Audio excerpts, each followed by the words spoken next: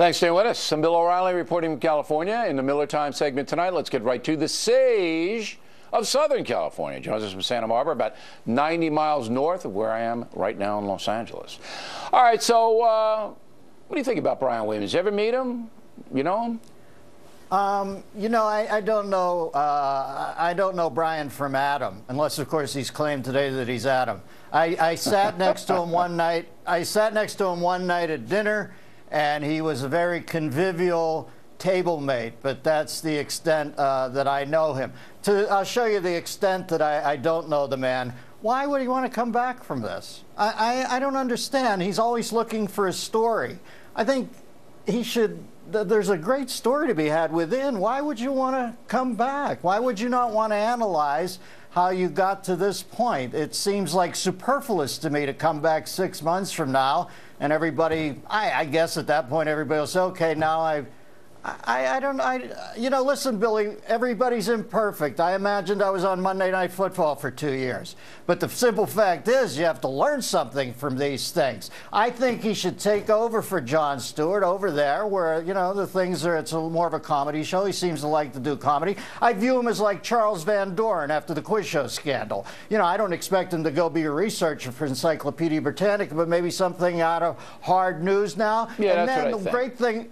The great thing about Brian is he built a strong bench over there as managing editor down at Pawtucket of the AAA, and I think they ought to bring Ed Schultz up to anchor. And I've got a new ad for them. Schultz happens. They don't have a. Lester Holt, who's doing it now, is a very good journalist, and he's a good guy. I think they'll probably bring Brokaw back for a while. I don't think Williams will ever come back. But the Comedy Central deal, that's not a bad deal. He's very funny, Williams. He likes that kind of, and he can go over there. Is he funny? Who, Williams? I've seen him as a guest on shows. What John does there is pretty genius. There's pro funny, and then there's guest funny. I don't know if he's funny enough to do that. I do know that, maybe Sharpton would be a better fit over there. I think Sharpton's a sharp guy, obviously. And yeah, sure you do. Sure Billy, you do, do you remember that one night? Billy, you and I were out one night, and we were looking right down the barrel of the bazooka. Do you remember that night? Now, granted, it was halftime of the Knicks game, and they were projecting T-shirts into the crowd. But we were right there when it was happening. I thought that was when you and I did the Don't Be a Pinhead show at Stalingrad. That was pretty. You remember that night? That was really Things got rough. heated, Billy. Things got. Stay frosty, my friend. Stay frosty. Now, our Attorney General. You love him, right? Stedman Graham? I'm sorry. Was a good guy. Okay. So Stedman has a beautiful wife. We met his wife one night, Billy and I. She was. At Stedman must have a Center. good rap because she was a beautiful dame. And a nice woman, too. So Eric Holder goes over to MSNBC, of course. And this is to you, Mr. Holder. You know that Miller and I like you. But be a man. Come on this show. All right. I don't like him as an attorney general. He's horrible. No, but as a guy, he's okay. Nice guy. As a guy, right. So Holder shows up on MSNBC, which is like going over to your mom's house. And here's what happened. We call you the duck in Nerdland. The duck? We call you the duck. So in Nerdland, we say you have a very sort of placid and even way of presenting, but you are just working for justice underneath.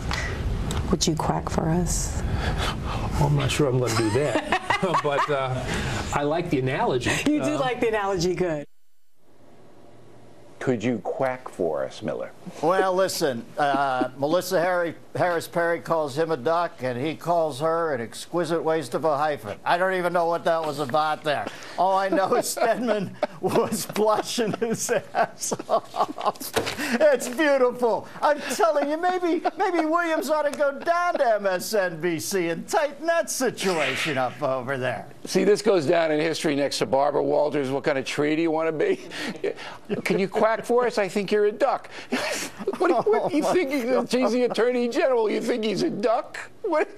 Billy, listen, you know me. I don't understand the world at all anymore. It's a funhouse mirror, and we have fallen through it, my friend. Somehow we got to work this into the Don't Be a Pinhead show, Miller. Maybe we'll bring out a real duck.